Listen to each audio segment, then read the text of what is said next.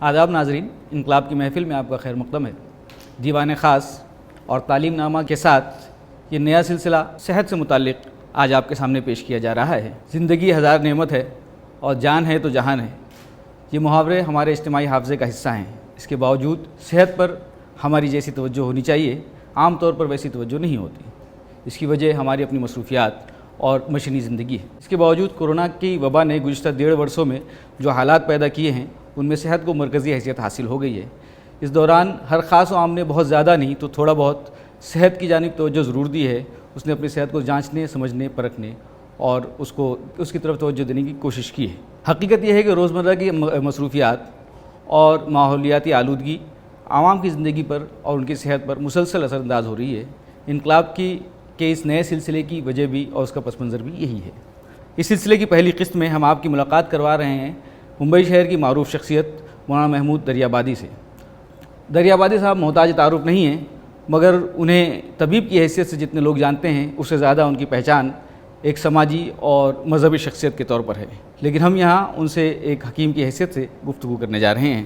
دارالعلوم دیوبند سے فراغت حاصل کرنے والے مولانا محمود دریابادی دواخانہ میں مطب کرتے ہیں، جو ان کے دادا حکیم طالب خان نے 1919 میں قائم کیا تھا۔ حکیم صاحب نے اپنی طب کی ابتدائی تعلیم اپنے والد رحمت اللہ خان دریابادی سے حاصل کی۔ اس کے بعد دارالعلوم دیوبند میں قیام کے دوران جامعہ طبیہ کے پرنسپل حکیم محمد عمر صاحب سے بھی انہیں استفادہ کا موقع ملا۔ اس کے علاوہ طبیہ کالج ممبئی سے وابستہ مشہور طبیب پروفیسر حکیم معین الدین اصلاحی صاحب کی رہنمائی بھی انہیں حاصل رہی، جبکہ یونانی طریقہ علاج کے کلیدی حیثیت رکھنے والی نبازی کا فن انہوں نے حکیم محمد عمر صاحب سے حاصل کیا۔ آئیے اب براہ راست مخاطب ہوتے ہیں مولانا محمود دریابادی صاحب سے۔ مولانا صاحب، مجھے سب سے پہلے جو ہے میں آپ سے جاننا چاہوں گا کہ تھوڑا سے ہمارے ناظرین کو طب یونانی کی تاریخ، اس کے جو طریقہ علاج کی جو بنیاد ہے، اس تعلق سے تھوڑا سی رہنمائی فرمائیں۔ دیکھیے، علاج اور معالجہ کا فن تو اتنا قدیم، اتنا پرانا ہے، یوں سمجھیے کہ جتنی انسانی تاریخ پرانی ہے اتنا ہی پرانا یہ علاج اور معالجہ کا فن ہے۔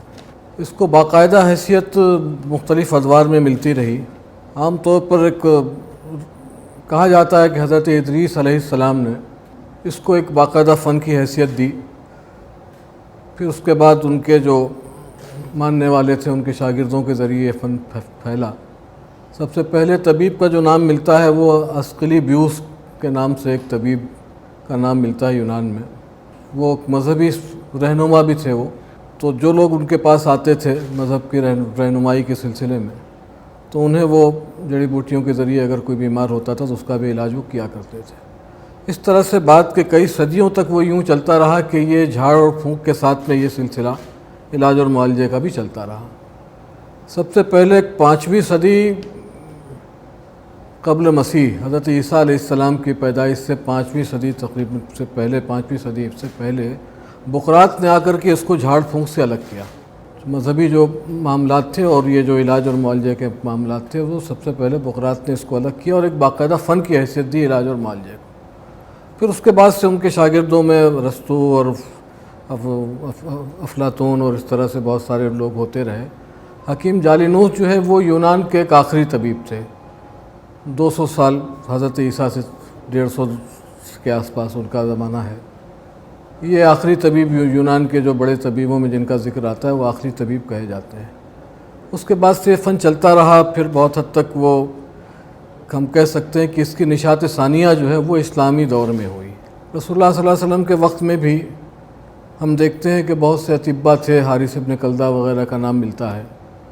ایک مشہور طبیب کو بھی ایران کے شہنشاہ نے بھیجا تھا وہاں علاج اور معالجے کے لیے، واقعہ روایت میں آتا ہے۔ انہوں نے وہاں آ کر کے دیکھا تو وہاں ان کو مریض چونکہ کم ملے، انہوں نے اس کا سبب دریافت کیا حضرت صلی اللہ علیہ وسلم سے۔ تو آپ نے ایک بنیادی بات بتائی کہ ہم لوگ جب تک پوری طرح سے بھوک نہیں لگتی تب تک کھانا نہیں کھاتے، اور ابھی بھوک باقی ہوتی ہے تو کھانے سے ہاتھ ہٹا لیتے ہیں۔ تو اس طبیب نے کہا تھا یہی وجہ ہے کہ یہاں پر مریض جو ہے بہت کم ہے۔ تو یہ ایک واقعہ یہ بھی وہاں طب کا ملتا ہے۔ پھر اس کے بعد بنو امیہ کا دور آیا، بنو عباس کا دور آیا۔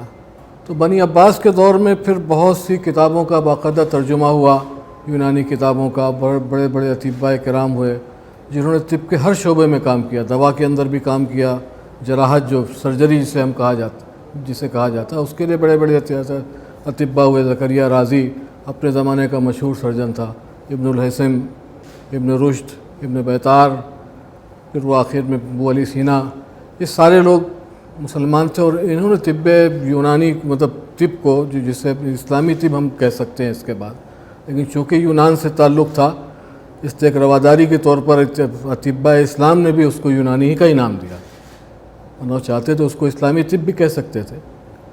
تو یہ اس کو انہوں نے بالکل کہنا چاہیے کہ ساتویں آسمان پر پہنچا دیا، اتنی ترقی دی اور اتنی ریسرچ کی، اور وہ ریسرچ ایسی ہے کہ میں اس ترقی یافتہ دور میں بھی اس میں کوئی اضافہ شاید ہی ہو سکا ہو۔ انہوں نے اس زمانے کے اندر یونانی دواؤں کی جو مقدار بتا دی، مقدار خوراک، آج بھی وہی مقدار خوراک استعمال ہوتی ہے۔ کس دوا کے اندر کتنا بنفشہ پڑنا ہے، کیا ریشیو ہوگا، وہ آج بھی اتنا ہی ڈالا جاتا ہے۔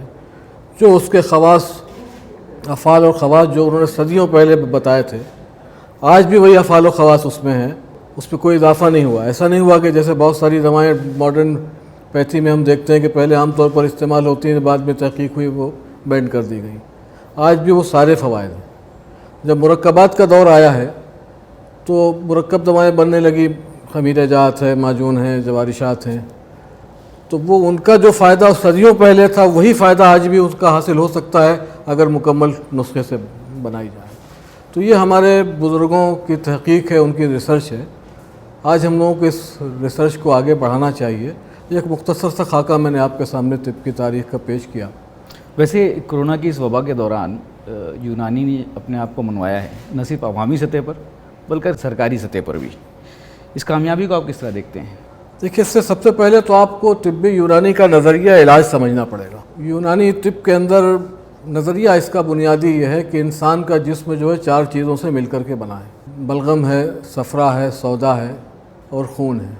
یہ 4 چیزیں اعتدال کے اندر اگر ہوتی ہیں تو انسانی جسم تندرست رہتا ہے۔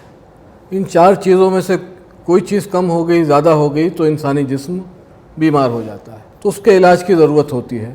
مطلب وہ علاج اس طرح سے ہوتا ہے کہ وہ جو خلط کم ہوئی ہے، اخلاط اربع کہتے ہیں، خون میں ایک خلط ہے، تو جو خلط کم ہوئی ہے وہ اپنے ریشیو کے مطابق آ جائے۔ اگر وہ اپنے ریشیو کے مطابق آ جاتی ہے تو قدرت نے ایک قوت مناعت ہر آدمی کے اندر، ایمیونٹی سسٹم جس کا آج کل کہا جاتا ہے، قوت مدبرہ، وہ پیدا کی ہے، وہ خود بخود صحت کی طرف انسان کو لے آتی ہے۔ تو کرونا بھی عام اسی لیے ہوتا ہے کہ انسان کی جو قوت مدبرہ ہے وہ کم ہو جاتی ہے، ایمیونٹی سسٹم کم ہو جاتا ہے۔ تو ایمیونٹی سسٹم بڑھانے کے لیے جو کامیاب ترین دوائیں یونانی میں ہیں وہ شاید کسی اور میں نہیں ہے، وقت ضرور لگتا ہے۔ اسی لیے یونانی سسٹم سے جو علاج کیا گیا ہے اس کا بہت بڑا فائدہ ہوا لوگوں میں، اور بنیادی علاج اس میں یہ کیا گیا کہ ایمیونٹی سسٹم کو حد اعتدال میں لا کر کے رکھ دیا گیا اور مریض خود بخود صحت مند ہو گیا۔ اس لیے آج سارے لوگ یونانی کی خدمات کو سراہتے ہیں، اور آج کل تو عالمی پیمانے پر بھی یہ ہو رہا ہے۔ دیکھیے کہ اب لوگ ماڈرن طب سے مایوس ہو کر کے ہربل طب کی طرف آ رہے ہیں، ہربل سسٹم آف میڈیسن۔ اس کے اندر بہت ساری شاخیں ہیں، لیکن کل ملا کر کے جڑی بوٹیوں سے جن کا علاج ہوتا ہے، تو وہ تو ساری دنیا میں مانا جا رہا ہے، ہمارے ہاں بھی اس کا مانا جانا چاہیے، لیکن اس میں یونانی کے ساتھ جو ناانصافی ہو رہی ہے۔ یہی میرا اسی تعلق سے اگلا سوال تھا کہ ایک اہم طریقہ علاج کے طور پر یونانی سے انکار ممکن نہیں ہے، لیکن اس کے باوجود کیا وجہ ہے کہ وہ مقام حاصل نہیں کر سکی جو اس کا حق تھا؟ دیکھیے، اس میں بہت ساری چیزیں ہیں، بنیادی حیثیت رکھتی ہیں، کچھ ہم لوگوں کے کرنے کی ہیں، ہم لوگوں سے مراد جو ہمارے خواص ہیں اطباء حکیم حضرات کے، کچھ عوام کے کرنے کی اور کچھ حکومتوں کے کرنے کی ہیں۔ یہ سب ملا کر کے کوئی چیز آگے بڑھتی ہے، تو ہر جگہ کمزوری پائی جا رہی ہے۔ اب میں آپ کو بتاتا ہوں کہ آزادی سے پہلے جتنے بھی دیسی طریقہ علاج ہیں، یونانی ہے، آیوروید ہے، سدھا ہے، اور آج کل اس میں یوگا کو بھی شامل کر دیا گیا ہے، نیچروپیتھی بھی شامل ہو گئی ہے، اور ایک آیوش کی وزارت بنا دی گئی اس کے لیے۔ تو یہ جتنے بھی دیسی طریقہ علاج، دیسی سسٹم آف میڈیسن تھا، ان میں سب سے آگے یونانی کا نام تھا۔ آزادی سے پہلے تک جتنے بڑے بڑے راجے مہاراجے ہوتے تھے، سب کے اپنے اطباء ہوتے تھے، سب جگہ ان کے مخصوص حکیم ہوتے تھے۔ عوام میں مطلب جو ہوتا تھا اس میں حکیموں کے یہاں بہت لمبی قطاریں لگتی تھیں۔ آزادی کے بعد بھی تقریباً 10-15 سال تک ہم 20 سال تک ہم کہہ سکتے ہیں کہ یونانی طب آگے رہی ہے۔ اس وقت یونانی کے سب سے بڑی کمپنی آج بھی یونانی کی ہمدرد ہے۔ ہندوستان میں یونانی اگر کسی حد تک کامیاب ہے تو ہمدرد ایک بڑی کمپنی ہے، اس کا بھی بہت بڑا ہاتھ ہے۔ جہاں تک میرا مطالعہ ہے، میں نے دیکھا ہے کہ 1966 تک ہمدرد جو ہے جتنی بھی سسٹم آف میڈیسن کی دوسری کمپنیاں ان سب سے آگے رہا۔ پھر 1966 کے بعد صورتحال آہستہ آہستہ تبدیل ہوتی رہی، آج آپ کے سامنے ہے۔ تو اس کے مختلف وجوہات ہیں۔ سب سے پہلی وجہ تو ہمارے یہاں جو ہم اپنی کمزوری خامیاں بتاتے ہیں کہ ہمارے یہاں پہلے طبیہ کالجز نہیں ہوتے تھے، زیادہ لوگ اپنے طور پر طبی علوم حاصل کرتے تھے اور مطلب کرتے تھے۔ اب طبیہ کالجز زیادہ ہو گئے ہیں تو اس حساب سے اطباء کو بھی زیادہ ہونا چاہیے، تو کہنا چاہیے کہ سرٹیفکیٹ ہولڈرز تو بہت سارے ہو گئے ہیں۔ لیکن وہ ایک مائنڈ سیٹ ہو گیا ہے لوگوں کا ذہن میں، جب حکیم کا نام آتا ہے تو ایک وہی معلوم ہوتا ہے، کوئی پان کھائے ہوئے کوئی بزرگ ہیں، ہاتھ میں چھڑی ہے، انگرکھا پہنے ہوئے ہیں یا شیروانی پہنے ہوئے ہیں۔ اس کے برخلاف ایک ڈاکٹر کا نام آتا ہے تو ایک اسمارٹ شخصیت ذہن میں آتی ہے، ٹائی لگائے ہوئے ہیں، کوٹ پہنے ہوئے ہیں۔ تو ہمارے اطباء بھی اس سے متاثر ہو گئے اور اپنے کو ڈاکٹر کہنے نہیں لگے بلکہ اپنا خزانہ چھوڑ کر کے انہوں نے ماڈرن میڈیسن کو اپنا لیا۔ تو اس طرح سے گھریلو ترقی ہے وہ کچھ رکی ہے۔ کچھ چیزیں ایسی ہیں کہ جو حکومتوں کو کرنے کا ہے، جو سرپرستی کچھ حکومتوں کی طرف سے بھی اس میں کوتاہی کی گئی ہے۔ سمجھانے کے لیے میں کہتا ہوں کہ جس طرح سے آج اردو زبان ہے، انقلاب ہمارا اردو کا اخبار ہے، پہلے سارے لوگ پڑھتے تھے آزادی سے پہلے، اس کے بعد تک نا پورے ہندوستان کی زبان رابطے کی اردو تھی، لکھنے والے پڑھنے والے، اب وہ محدود ہوتی جا رہی ہے، اس کو ایک مسلمانوں کی زبان بنا دیا گیا۔ اسی طرح سے یونانی کو بھی کہنا چاہیے کہ صرف ایک مسلمانوں کا طریقہ علاج بنا دیا گیا۔ یہ ایک ناانصافی کی بات ہے۔ جب ایک دوا ہے، مثال کے طور پر قرص ملین ایک یونانی کی دوا ہے، اس سے پیٹ دست آتے ہیں، پیٹ صاف ہوتا ہے۔ اب کوئی غیر مسلم کھائے گا تو اس کو بھی وہی ہوگا، کوئی مسلمان کھائے گا تو اس کو بھی دست آئیں گے۔ تو اس میں اگر فرقہ وارانہ طور پر بانٹ دیا جائے گا تو کیسے چلے گا؟ یہ ایک افسوسناک صورتحال ہے۔ جن چیزوں سے دوائیں بنتی ہیں آج کل، کیا کہ وہ پرانے حکیم تو اب رہے نہیں کہ جو مفردات سے علاج کرتے تھے، جڑی بوٹیوں سے، مرکبات سے علاج ہوتا ہے، تیار دواؤں سے۔ تو جو را مٹیریل ملتا ہے، جو جڑی بوٹیاں ملتی ہیں، وہ معیاری نہیں ہوتی۔ ان کو معیاری بنانے کے لیے حکومتوں کی مدد کی ضرورت ہے۔ کچھ چیزیں جو ایسی تھیں کہ جو عام طور پر دواؤں میں استعمال ہوتی تھیں وہ بینڈ ہو گئی ہیں۔ مثلاً مشک طاقت کی دواؤں میں زیادہ تر استعمال ہوتا تھا، ایک زمانے میں سستا تھا، عام طور پر ملتا تھا۔ اب وہ ہرن مارنے پر پابندی لگا دی گئی ہے۔ اب اس کی وجہ سے ہوتا یہ ہے کہ وہ مشک دستیاب نہیں ہے۔ ظاہر بات ہے، دوا تو جتنا مشک ہوگا اتنا فائدہ کرے گی، پیسے اس میں زیادہ لگ جاتے ہیں۔ تو آدمی سوچتا ہے بھئی میں تو 30,000 کا مشک لایا، 30,000 کی تو مجھے فائدہ بھی نہیں ہوا۔ تو اس کی فارمنگ کی ضرورت ہے۔ ہرن کی فارمنگ اگر کی جائے، میں نے ایک مثال دی، ایک ہرن کی فارمنگ کی جائے، چائنا نے شروع کیا ہے، بہت کامیاب ہے وہاں پر۔ وہ ہرن کو پالتے ہیں، پھر اس کا جو نافع ہوتا ہے، جو مشک کا، اس کو کاٹ لیتے ہیں، ہرن بچ جاتا ہے، اس میں پھر سے نافع بھی پیدا ہونے لگتا ہے بہت اکثر کر کے۔ نہیں پیدا ہوتا تو ہرن زندہ رہتا ہے تو اس کی نسل کم سے کم چلتی ہے۔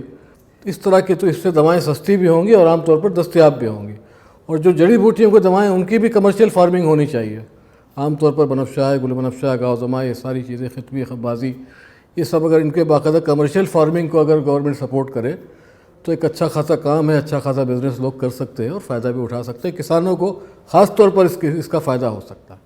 خیر، آپ نے جو وہ ایک بات کہی کہ ایک تاثر یہ قائم ہوا کہ طب یونانی جو ہے وہ مسلمانوں کی طب ہے، لیکن یہ ایسا ایک تاثر ہے، کیا زمینی سطح پر بھی ایسے ہیں؟ آپ ایک طویل عرصے سے چلا رہے ہیں، تو آپ اپنے ذاتی تجربات کی بنیاد پر کیا کہتے ہیں اس تعلق سے؟ اصل میں طب یونانی کی طرف زیادہ تر وہ لوگ آتے ہیں کہ جو دوسری پہلے علاج معالجہ کرا کر کے ماڈرن میڈیسن سے مایوس ہو چکے ہوتے ہیں۔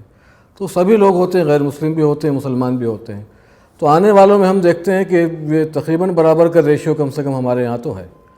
غیر مسلم بھی آتے ہیں اتنے ہی جتنے کہ مسلمان آتے ہیں۔ تو یہ تاثر کسی طرح سے غلط ہے؟ نہ، عوامی طور پر تو اب بھی اس کی افادیت برقرار ہے، لیکن چونکہ گورنمنٹ کی سرپرستی نہیں ہے اس لیے فرق پڑ رہا ہے۔ کچھ گورنمنٹ کی سرپرستی، کچھ اپنے لوگوں کی کوششیں زیادہ ہونی چاہیے۔ میں پہلی بات تو یہ جاننا چاہوں گی کتنا عرصہ ہوا آپ کو مطلب چلاتے ہوئے؟ دوسرے کہ اس دوران آپ نے کیسے کیسے مریضوں کو ٹھیک ہوتے ہوئے دیکھا یونانی سے؟ جہاں تک تجربے کی بات ہے تو تقریباً 40 سال سے تو میں مستقل الحمدللہ کام کر رہا ہوں، بلکہ زیادہ بھی ہو گیا، 45 برس بھی ہو سکتے ہیں۔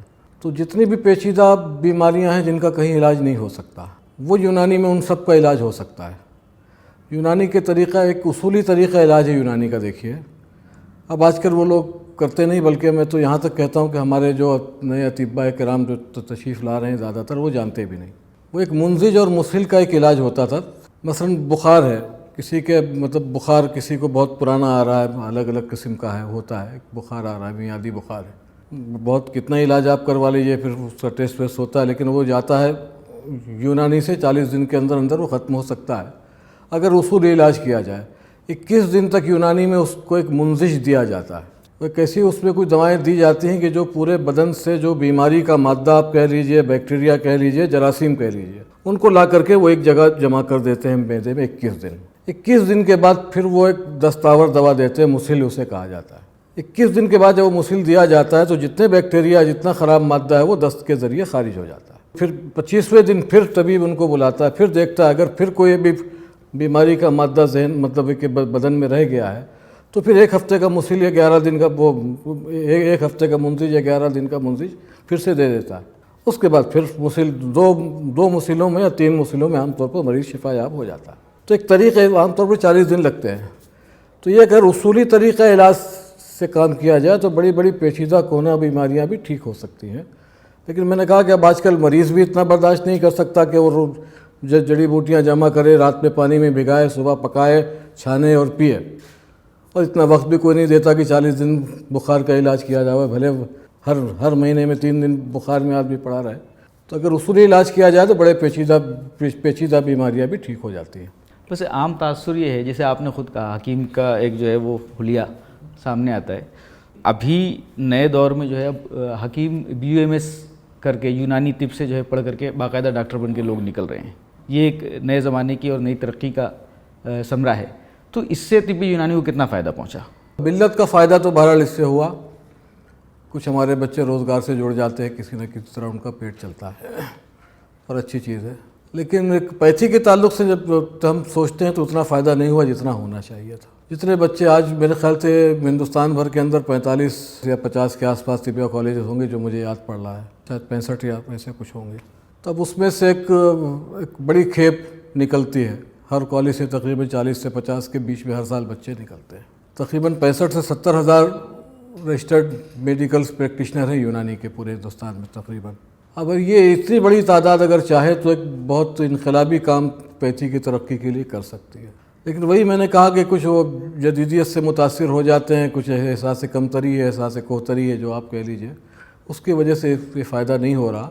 اس کی طرف توجہ دلانے کی ضرورت ہے اور توجہ دینے کی ضرورت ہے، خاص طور پر ہمارے طبیہ کالجز میں جو ہمارے اساتذہ بچوں کو تعلیم دے رہے ہیں وہ اس طرف توجہ دیں تاکہ بچے پورے اعتماد کے ساتھ یونانی کا مطلب کریں اور اطمینان رکھیں یونانی کا مطلب اگر کوئی کرتا ہے تو اس سے زیادہ کامیاب ہوتا ہے معاشی طور پر جتنے کہ ایلوپیتھی کا مطلب کرنے والے ہوتے ہیں۔ اس ذاتی تجربے کے بنیاد پر میں کہہ رہا ہوں۔ دواؤں کا پہلے کا معاملہ ایسا تھا کہ چھانو، کوٹو، بناؤ، اب تو ایلوپیتھی کی طرح جو ہے یونانی دوائیں بھی ٹیبلٹ کی شکل میں، کیپسول کی شکل میں دستیاب ہونے لگی ہیں۔ یہ جو ہے نئے ڈاکٹرز کو جو ہے اس جانب راغب نہیں کرتا کہ وہ اس کو تشخیص کریں یا اس کی ریفر کریں اس کے تعلق سے؟ نہیں، اس سے فرق تو آسانی تو بہرحال ہوئی ہے مریضوں کے لیے بھی اور معالجین کے لیے بھی۔ پہلے تو یہ ہوتا تھا کہ مکمل ہی مفردات سے علاج ہوتا تھا، جڑی بوٹیوں سے، پھر مرکبات آئے، جوارشات اور خبیرہ جات وغیرہ، اور اب کیپسولز کے شکل میں بھی آ گئے ہیں۔ ابھی ان کی افادیت اتنی زیادہ سامنے تو نہیں آئی ہے، لیکن بہرحال اگر مستقل اس پہ ریسرچ ہوتی رہی تو آئندہ انشاءاللہ اس کی افادیت بھی اور بڑھ سکتی ہے، اس میں اور بہتری کی امید کی جا سکتی ہے، اور یہ اچھی چیز ہے، اس کا فائدہ انشاءاللہ آئندہ پوری پیتھی کو ہوگا۔ دوا ساز کمپنیوں میں جیسے میں نے حال میں دیکھا کہ ہمدرد نے جو ہے وہ ملک بھر میں کئی شہروں میں ویلنس سینٹرز وغیرہ قائم کیے ہیں جہاں ان کے اپنے طبیب بیٹھتے ہیں اور آپ وہاں سے جا کے علاج کروا سکتے ہیں۔ تو کیا دوسری کمپنیاں بھی اس طرف توجہ دے رہی ہیں؟ چونکہ آپ اس شعبے سے بھی وابستہ ہیں، دواؤں کی تجارت سے بھی۔ کئی کمپنیوں نے اپنے مطلب قائم کیے ہیں مختلف علاقوں میں، مختلف شہروں میں، اور کامیاب بھی مطلب ہیں۔ ہمدرد نے تو بہت پہلے سے کام شروع کر رکھا تھا، ریکس نے بھی یہ کام شروع کیا ہے، دوسری اور کئی کمپنیوں نے یہ کام شروع کیا ہوا ہے، اور اس کو اور مزید عام کرنے کی ضرورت ہے۔ لیکن اس کو بہت حد تک کامیابی بہت زیادہ اس لیے نہیں مل پا رہی کہ جو طبیب وہاں رہتا ہے وہ ایک دائرے کے اندر محدود ہو جاتا ہے کہ جس کمپنی کا وہ کام کر رہا ہے اسی کمپنی کی دوائیں لکھنے تک اپنے کو محدود رکھتا ہے، ایسی کوئی اس کی مجبوری ہو جاتی ہے۔ تھوڑا سا اور اپنی کمپنیاں اپنے ذہنوں کو وسیع کریں، مریضوں کا فائدہ دیکھ کر کے کام کریں گے تو انشاءاللہ اور بہتر نتائج سامنے آئیں گے۔ دیکھیے، موجودہ دور میں ایک طرف جہاں یہ محسوس کیا جا رہا ہے کہ کچھ لوگ یونانی سے دور ہو رہے ہیں، وہیں ایک حقیقت یہ بھی ہے کہ ایلوپیتھی کا متبادل اب لوگ ڈھونڈنے لگے ہیں۔ موجودہ حالات میں، خاص طور سے کورونا کے دور میں، ہم نے دیکھا کہ کاڑھے کی جو مانگ بڑھی ہے اور قوت مدافعت بڑھانے والی دواؤں کی جو مانگ بڑھی ہے، وہ یونانی اور آیوروید کی طرف لوگ بہت زیادہ متوجہ ہوئے۔ تو آئندہ آپ کہاں دیکھتے ہیں اس پیتھی کو؟ تو ساری دنیا میں لوگ ہربل ٹریٹمنٹ کی طرف واپس آ رہے ہیں۔ ابھی ہم لوگوں کا فرض ہے کہ واپس آنے والوں کو ہم لوگ ٹھیک انداز میں اپنی بات سمجھا لے جائیں کہ ہم اس کا متبادل ہیں واقعی۔ ابھی تو متبادل سمجھ کر کے آ رہے ہیں۔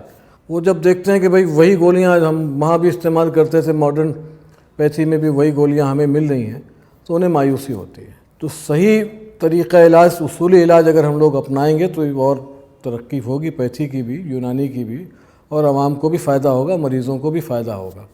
اور ہمارے ملک میں جو ایک صحت، ہر آدمی صحت مند رہے، ایک ایسی کوشش چل رہی ہے، ایسا ابھیان چل رہا ہے، اس میں بھی ہم لوگ اپنے آپ کو بہتر جگہ حاصل کر پائیں گے۔ جو موجودہ حالات ہیں، ان حالات میں لوگ بری طرح سے پریشان ہیں۔ کورونا کی وبا ختم ہوتی، پھر چلی آتی، دوسری، تیسری، چوتھی لہر تک کا خطرہ لگا رہتا ہے۔ ایسے حالات میں لوگوں میں ایک اضمحلال ہے، ایک مایوسی ہے۔ تو صحت کے بہتری سے متعلق آپ ہمارے ناظرین کو کیا مشورے دینا چاہیں گے؟ سب سے بہتر بات تو یہ ہے کہ جسمانی محنت گھروں میں بیٹھنے کی وجہ سے تقریباً لوگوں کی کم سے کم ہوتی گئی، بلکہ تقریباً ختم ہو گئی ہے۔ تو ورزش اور محنت کا جو سلسلہ ہے اس کو جاری رکھا جائے۔ اگر جسمانی مشقت جاری رہے گی تو طبیعت کے اندر خود اللہ نے ایک فطرت نے ایک ایسی چیز رکھی ہے، ایک قوت رکھی ہے کہ ہماری امیونٹی سسٹم کو وہ بڑھاتا ہے، اور بڑھے گی تو ہم لوگ صحت مند رہیں گے۔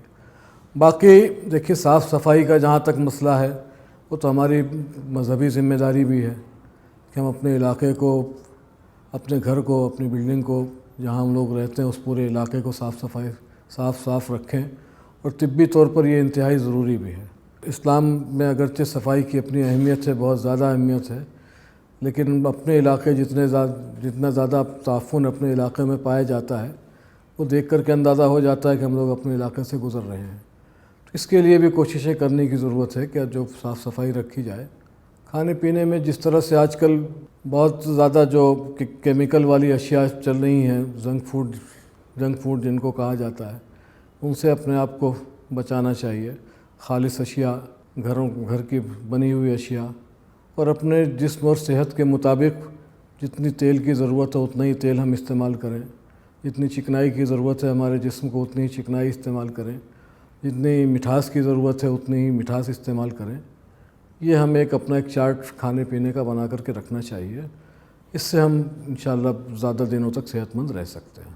تو ناظرین، یہ تھے حکیم محمود دریابادی صاحب، جس سے کافی سیر حاصل گفتگو کی ہم نے۔ میں بھی شکریہ ادا کرنا چاہتا ہوں انقلاب کا، اس کے تمام ذمہ داروں کا، کہ انہوں نے یہاں موقع دیا اپنی بات کہنے کا، اور انشاءاللہ میں اس سے امید بھی رکھتا ہوں کہ جو کچھ کہا گیا ہے وہ ہم سب کے لیے، سماج کے لیے مفید ثابت ہوگا۔ امید ہے کہ یہ گفتگو ہمارے ناظرین کے لیے سود مند ثابت ہوگی۔ پھر حاضر ہوں گے انشاءاللہ ایک نئی شخصیت کے ساتھ صحت سے متعلق تفصیلی گفتگو کے لیے۔ تب تک کے لیے خدا حافظ۔